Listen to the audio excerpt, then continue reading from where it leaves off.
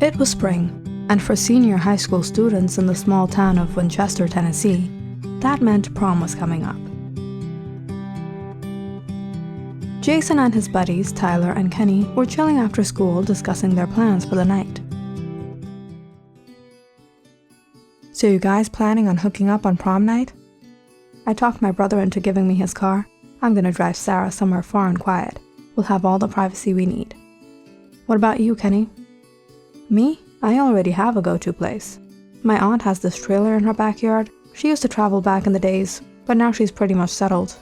No one uses it, so she lets me use it." "You serious? Does she know why you go there? Or she thinks you're playing Dungeons and Dragons?"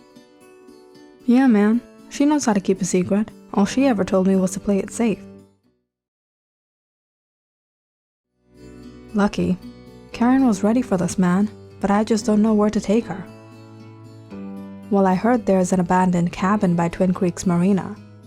No one will hear you or see you for miles." "I don't know. Maybe that's gonna be my last resort."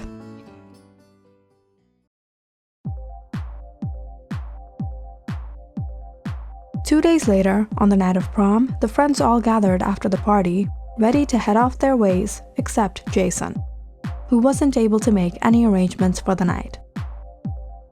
At the last moment, he grabbed hold of Tyler.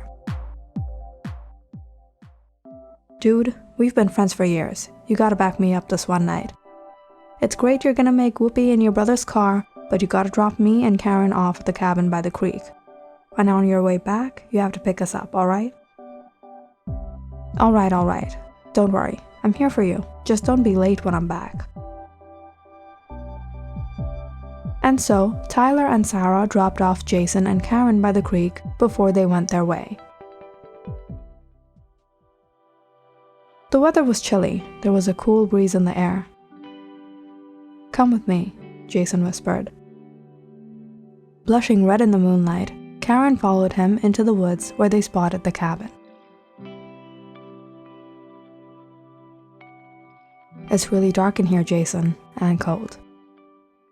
"That's because you're too far away from me." Jason fired a match and lit a candle. The cabin was now hues of warm yellow and orange. However, the intensity of the moment was much more than just warm. The couple looked into each other's eyes, hoping to spend a memorable night.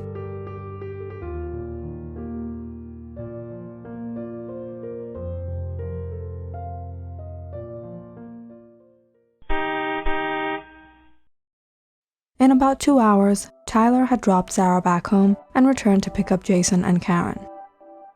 However, after calling Jason and receiving no replies and honking the horn for 10 minutes straight, Tyler started to get a little annoyed and suspicious. He decided to bring them back himself and headed towards the cabin. But when he got there, he was shocked to see Karen weeping and cowering to the corner, and Jason laying motionless on the floor. "Karen, what happened?" Tyler yelled out. He was thundered to discover Jason was no more. Karen was in no condition to talk. In a panic, not knowing what to do, Tyler called the police.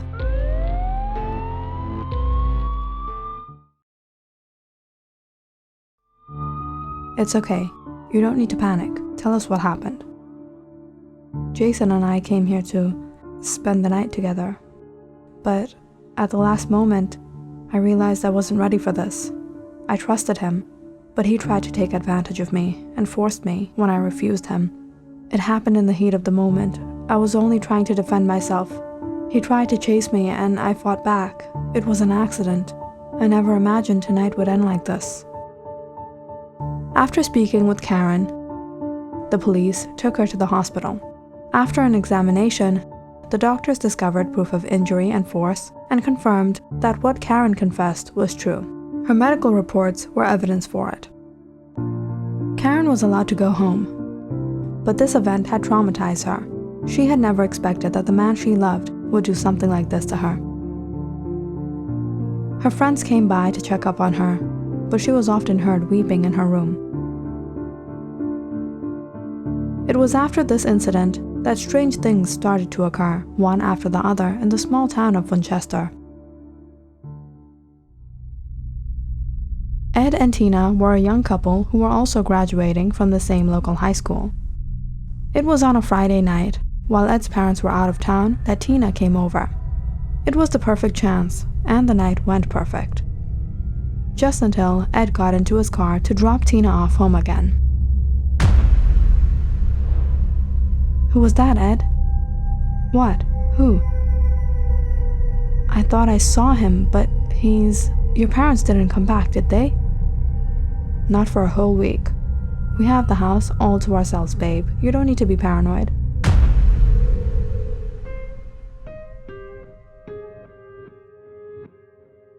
Ed dropped Tina off and hurried back home before the nosy neighbors realized, and would later tell his parents.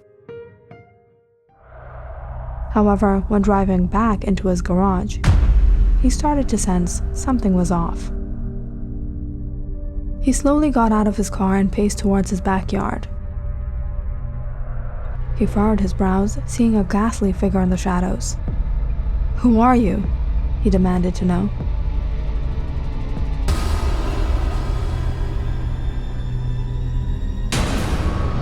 "What are you?"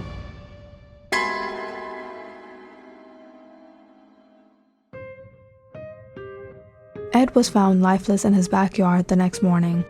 The cause of his death was not known till forensic reports showed he had passed away from a severe heart attack. The police suspected he had encountered something that had sent him into shock, after which he passed away. The townspeople were overawed, and some frightened when similar incidents began occurring around town.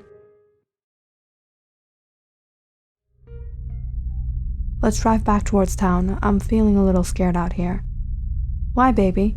I'm here. You don't have to worry." "No, it's just that you know what's been going on. There's something haunting." "What? The evil spirit that preys on young lovers has been roaming around? Those are just rumors." "You saw that, right? Andrew, let's get out of here." "Hold on a minute. I don't buy this ghost nonsense. Has some creep been peeping at us this whole time?" Andrew stepped out of the car. It was just minutes before Amy started to suspect something wasn't right. It was eerily quiet. She got out of the car only to scream out in horror to see Andrew laying lifeless on the ground. A dark figure crouched over him. It's true!" In fear, she panicked and got into the car and stepped on the gas.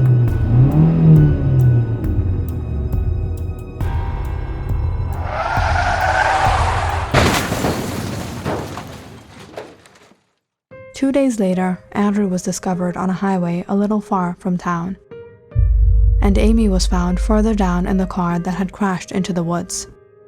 Police were confused as to how and why these young couples were being targeted, but whatever was causing it, it seemed that these victims had witnessed something that frightened them severely.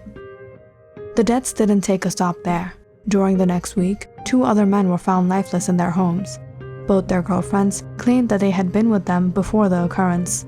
They too sensed a dark presence around them, but news started to spread like wildfire when one of the survivors came forward to speak out. It was Tina. I tried to warn Ed, but he didn't believe me. He made me skeptic instead. I regret not following my instincts. Perhaps none of this would have happened. Perhaps I could have saved him. That night, I saw something I'll never forget. I saw who was there. We went to the same high school. Though we rarely hung out, he was a friend of mine, but I never knew he could be so evil until I heard how he passed away. And no doubt, horrible things have been occurring around here since then. I saw him that night. It was none other than him. It was Jason Miller. Upon hearing Tina's statement, some people came forward saying she had gone crazy. But to their shock, suddenly others who encountered and survived a similar fate came forward claiming they too had seen Jason Miller. But how could that be? There was no doubt that he passed away. Soon enough, rumors began to spread that the ghost of Jason Miller was back haunting the town of Winchester. Had his restless spirit returned with the same evil intentions he had the night he died, unable to pursue them?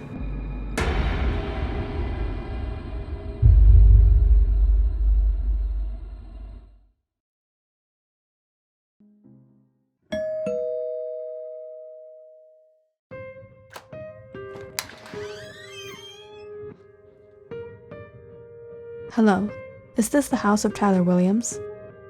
Yes, who are you? You probably won't recognize me. I'm Peter Jenkins. My sister Amy recently passed away in the strange occurrences that have been happening in town. I've heard what the people are rumoring, though I'm skeptic. I wanted to get a little information on this young man, Jason Miller, and I was directed to you. Perhaps you were close to him. If you would please help me out. This is not just about my sister, but about many other lives that might be in danger. Jason Miller was a close friend of mine. I've been bewildered by what's going on myself. Come in. Tyler sat down with Peter.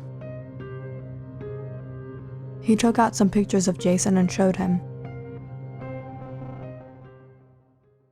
I guess there's no way to tell what really lies within a person. Only a person's actions can account for that. Jason tried to take advantage of this girl, Karen, and in the process, Karen accidentally took his life. It was ever since then that these incidents started to take place. Those who survived said they saw him, but that's impossible. He's no more. It only makes sense that they saw something otherworldly. His evil presence has remained behind.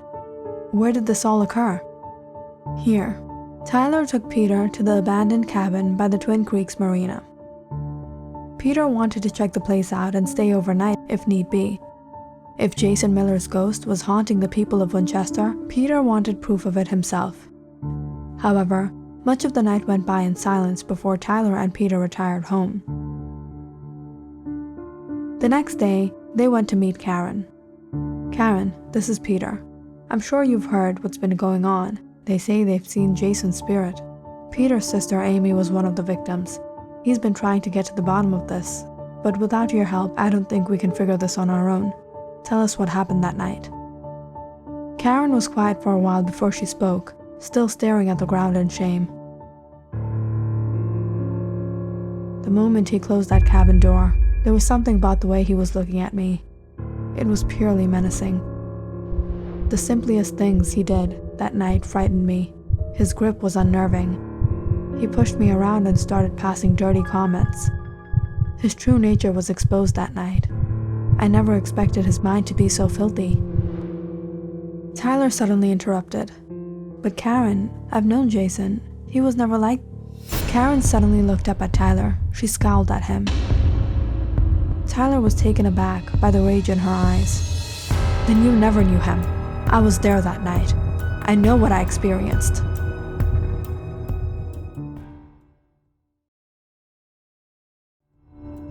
Karen took in a deep breath and tried to calm down. I realized that's not the kind of man I wanted to be with, but when I said no, he only became more aggressive. I tried to run, but he shut the door on me. I couldn't overpower him. I had no other choice.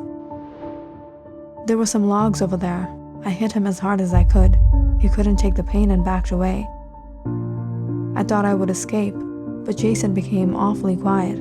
I was scared. I was panicked. I didn't know what to do. Peter stopped Karen when she began to weep profusely. It's all right, Karen. I'm sorry for bothering you like this. Perhaps it was wrong of us to remind you of that horrible night. After Peter and Tyler bid Karen farewell, they decided to go to the library. There was much they didn't understand. If there was a spook, how would they get rid of it? Check this out. Looks like history repeated itself. Tyler skimmed through an article. In 1969, the remains of a woman was found in that cabin after he took advantage of her and then suddenly went missing. Do you think it's the cabin then? When couples go there, they're somehow affected to become animalistic? Karen mentioned she noticed a change in Jason when they got there. It says here an untimely death of an evil soul can trap the spirit in this world. It will lurk till the end of time, harming others in death like he did in life. And spirits are attracted to energy? Perhaps we can attract a spirit into the cabin before we burn the place down. How are we going to do that? Peter furrowed his brows.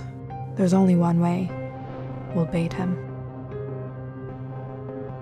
The next night, Peter asked Tyler and his girlfriend Sarah to meet him at the abandoned cabin. Tyler and his girlfriend were to enter the cabin and attempt to attract the spirit, while Peter was to keep an eye out and come if he were to suspect anything. Are you sure you want to do this, Sarah? Yes, if I can help Karen in any way, I will. Whatever happened that night has really broken her. We have to make this come to an end.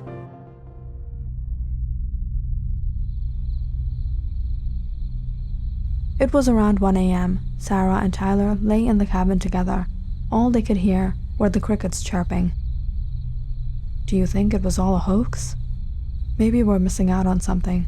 Most of the victims were attacked after they parted. Sarah nodded before she quickly slipped out the door.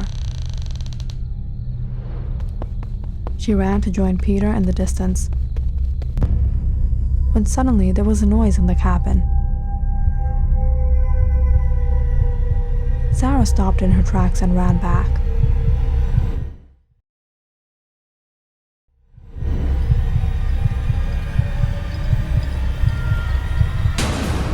She was horrified by a dark figure that held Tyler down. "Jason, get off of me! Let me go!" Sarah tried to push Jason away, but she was shocked by the force with which he threw her against the wall. She hit her head and collapsed to the floor. As the dark figure rose up and turned around. When Peter reached the cabin, he instantly recognized this figure. Karen? Tyler widened his eyes in shock. "I had my doubts about you. If Jason was so evil, why were you dating him all this time? How did he suddenly become so wicked? I knew he wasn't a bad person. He was good in life and would be good after death. But you've done something disgusting," Tyler said as he tried to grab Karen. At once, Karen held Tyler by the neck, lifting him off the ground. "After all he did to me? How dare you point your finger at me?" she yelled. Tyler kicked his legs, overawed by the immense strength Karen displayed. This wasn't her voice. This wasn't the Karen he knew. Peter took out his knife, but before he could get near Karen, she held out her hand. Peter felt a choking grip around his neck as he was pushed back. The windows to the cabin suddenly shattered into pieces. The door slammed shut as Karen laughed menacingly. "None of you men will get away tonight. You will burn in the lust that lies within you." Peter yelled out, "It was you! You've been responsible for all that has been going on." Karen threw Tyler down and walked towards Peter, staring him in the eye. "And you will be next." Tyler gasped for breath. "Peter, it's not Karen. It's the spirit of Penelope Reed, the woman that was found lifeless here in 1969. It was many years ago in 1969, before this cabin had been abandoned, that Penelope and her lover had come here one night. The cabin was then an inn, but it had been shut down during the off-season. The young couple were searching for privacy when they discovered it and broke in. However, Penelope started to have second thoughts about her decision and backed away at the peak of the moment. But at the time, her lover's desires were greater than her wishes, and he took advantage of her when she threatened him of telling everyone what he had done. Out of rage, he took her life. Weeks later, Penelope had been found, but her perpetrator had gone missing.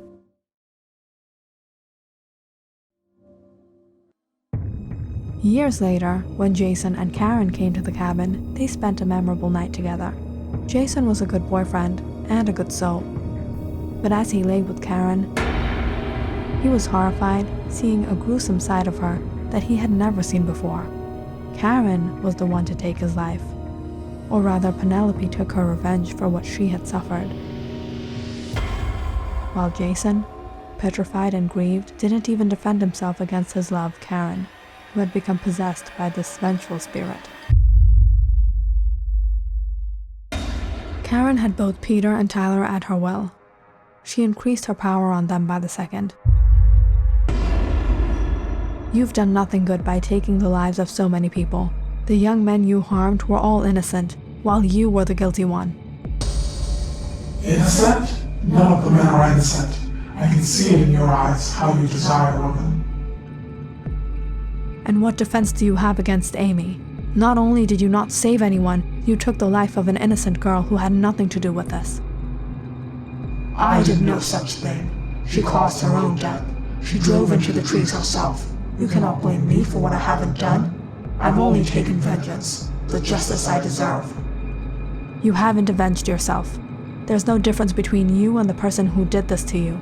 You've taken so many lives. You're worse than him.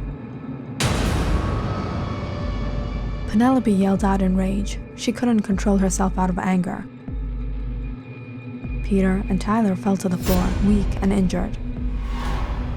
You men will always defend yourself, but I know what you are. You liars, you deceivers. I'll kill... Just then, there was a loud thud. Karen fell to the floor unconscious. Sarah dropped the log from her hands and rushed to help Tyler and Peter. We don't have time. We have to get her out of here. Peter, Tyler, and Sarah took Karen to the hospital. When she regained consciousness, she was unable to be tamed. Doctors were bewildered by her condition. It was as if she had gone insane. Karen Stanley was taken away to a mental asylum, where she stayed confined in a secure room away from everyone, especially men. Up till this day, she has not been able to recover, though the gruesome murders came to an end. Since then, many have visited the abandoned cabin by the Twin Creeks Marina after learning Karen's story, though none have quite experienced what any of the friends did. But who was to understand? The cabin was no longer haunted. The spirit of Penelope Reed, that restlessly lurked there before, had found its host elsewhere. She found it in Karen.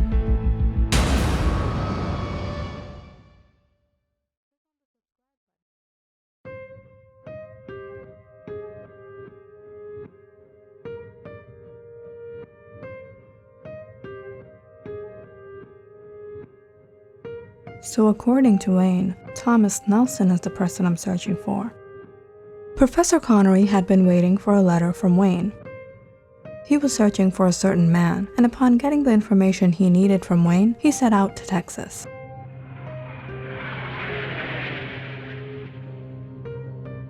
Excuse me, mister, would you be able to tell me where Thomas Nelson lives?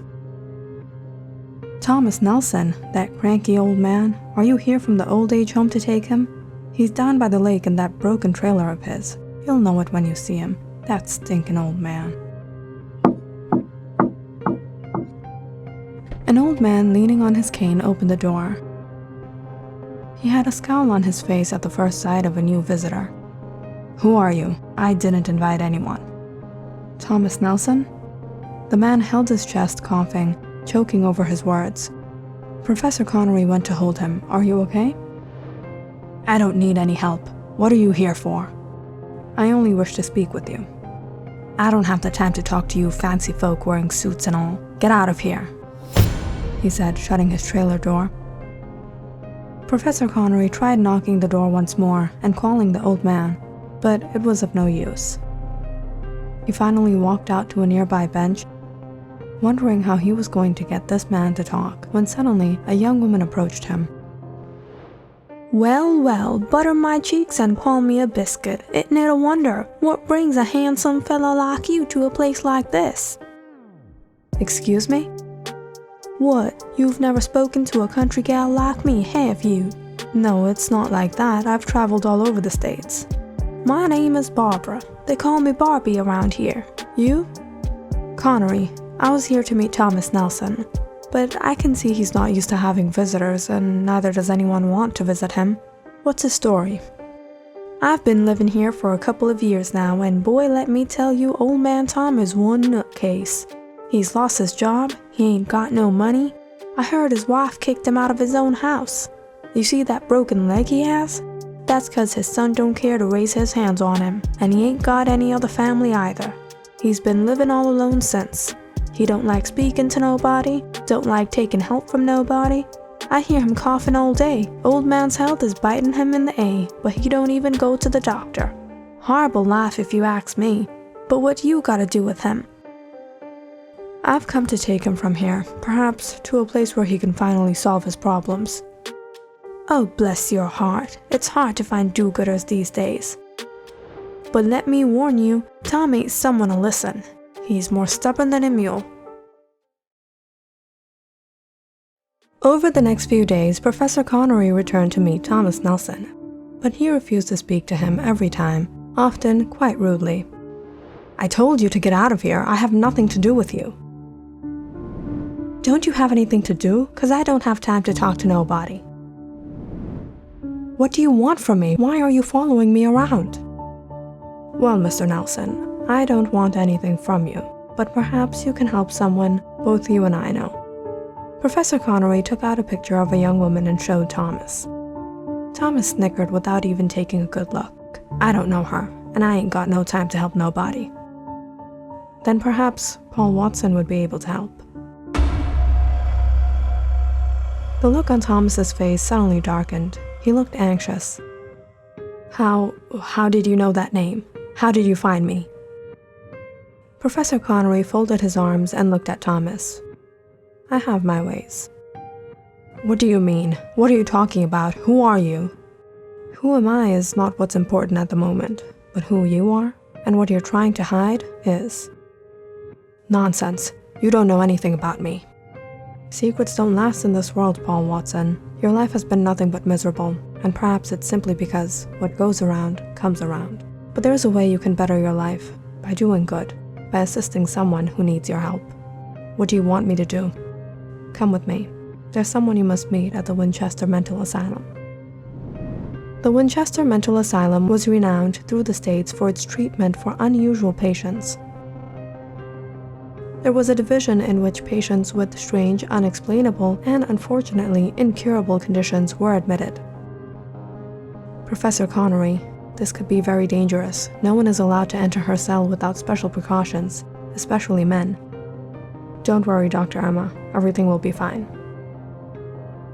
One of the doctors who knew Professor Connery secretly unlocked the room of a young woman named Karen Stanley and allowed the men inside.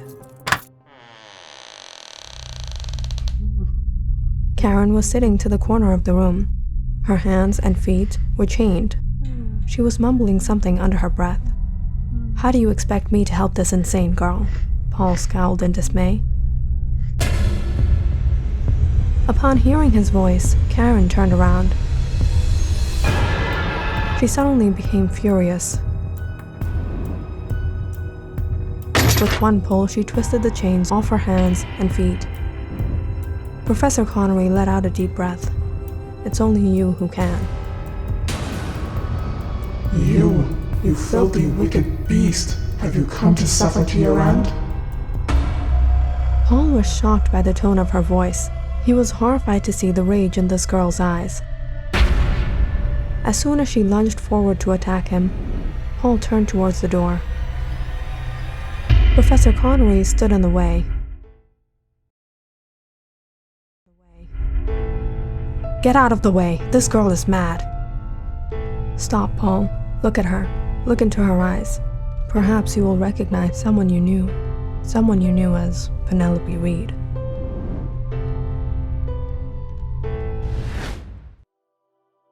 It was many years ago in 1969 in the small town of Winchester that a beautiful girl named Penelope Reed fell in love with a man named Paul Watson.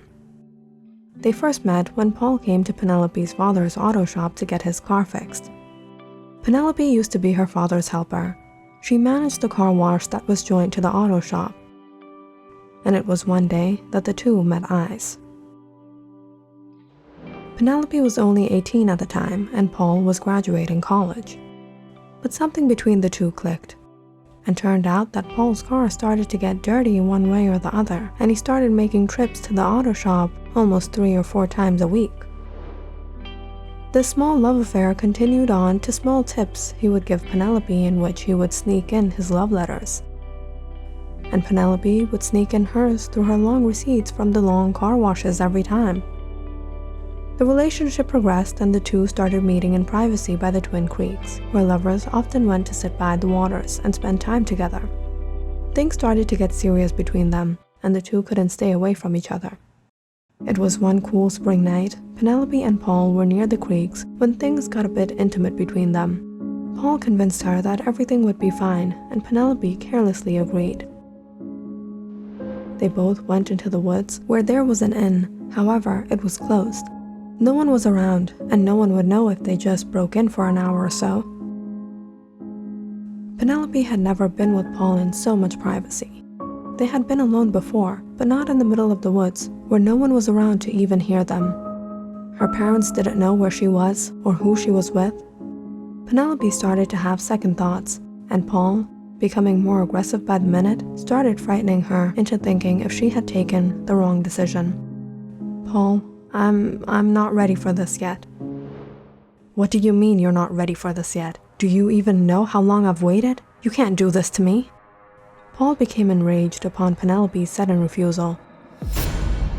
He paid no heed to her screams or her cries, and he did as he pleased. Penelope wept, cowering in the corner of the room. She threatened to expose Paul's filthy, wicked nature to everyone. She would hand him over to the police for taking advantage of her innocence. The two got into a fierce argument. Paul was only 25. He had his whole life ahead of him. He wasn't going to ruin it because of this girl he was having a silly fling with. He tried to subdue Penelope with his words, but words weren't enough. He had to take action, and so he took her life. Anxiously, he left Penelope in that state and fled from Tennessee. When the inn reopened, workers were horrified to find the remains of a woman in a horrible condition. They informed the police, who identified who it was and what might have happened, but they were unable to catch the perpetrator. Paul Watson thought he had gotten away with it. He changed his name and traveled from place to place searching for a new home. But little did he know that things weren't so easy in this world. He had nothing but suffering in his life. Penelope was given a burial, but her soul restlessly remained where she was murdered. She awaited to take vengeance. She hated Paul. She hated men. The inn ran out of business when news of Penelope Reed's demise got out. It was abandoned, and no one ever dared to go there. Until many, many years later, a young couple named Jason Miller and his girlfriend Karen Stanley decided that's where they would spend their prom night. They had a wonderful time together. Jason was a good boyfriend. He not only loved but cared for Karen. But he had the ill fate of encountering not Karen, but Penelope Reed, who had possessed her. Penelope used Karen as her vessel, taking the lives of many men unjustly for her vengeance until she was caught in the act. However, through it all, it was Karen who was suffering. Doctors believed Karen had gone insane. She was uncontrollable. She was taken to a mental asylum where doctors tried to treat her, but nothing seemed to be working. It was when an article about Karen Stanley's strange condition was published that Professor Connery happened to read it and became quite curious. He contacted the asylum, and after much request he was allowed to see Karen Stanley. And though her first instinct was to attack him, Professor Connery was quick to sense it wasn't her, but the spirit that possessed her. "Who are you, and what do you want from this girl?" "Penelope Reed, and I won't rest until I get my vengeance for what that wicked beast did to me." "Who did this to you?" Professor Connery came to know her story and the man who was behind it all. Dr. Emma, the woman in charge of Karen Stanley, was amazed how Professor Connery was able to speak to her and keep her in control. She agreed to Professor Connery's plans and was ready to assist him. It was from then that Professor Connery began to hunt down the real perpetrator. However, that's when he found out that the young man named Paul Watson had suddenly gone missing after the incident in 1969. With some of his own research and help from one of his companions, Wayne Harris, Professor Connery found out Paul Watson was living undercover as Thomas Nelson in Texas. He lived a miserable life all alone. His family despised him and left him to suffer. He had no care, deteriorating health, though at first it seemed he deserved mercy. But what mercy could there be for a man who could do such an evil thing and cover it up as if nothing had happened? Professor Connery managed to bring Paul to the mental asylum where Penelope could confront her murderer. Karen grabbed hold of Paul and swung him across the room from his wheelchair. All these years you thought you would get away after what you did to me? You promised me you would take care of me, and you only took advantage of me, and you left me there that night in the cabin to rot. Seeing the commotion, Dr. Emma hurried to the door, but Professor Connery ushered her to stay outside. He called out to Karen, "Penelope Reed, this is the man that has wronged you. He is the culprit, not this innocent girl. Release her from this misery."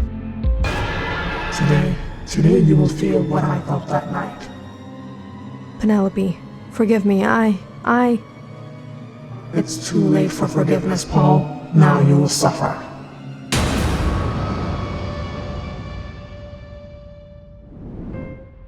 By the time the authorities became aware of what had happened in Karen Stanley's cell, Paul Watson lay on the ground. His neck cracked, his legs twisted over his head,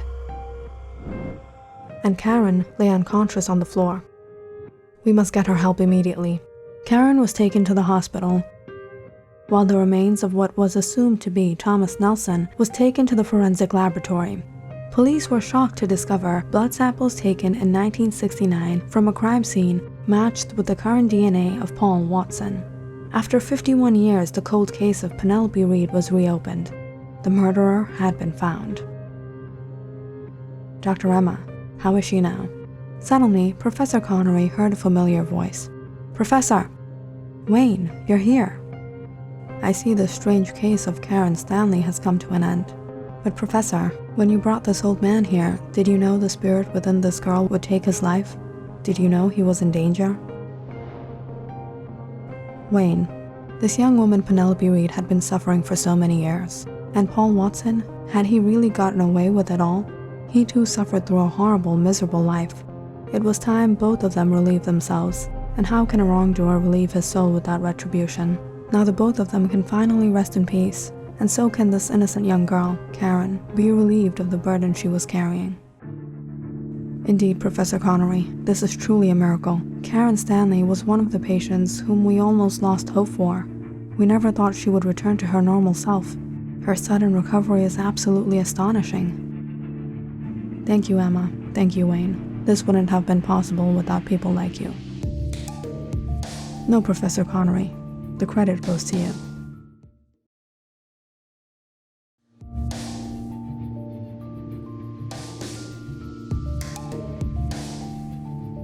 Click on the subscribe button and check out more awesome videos on our channel.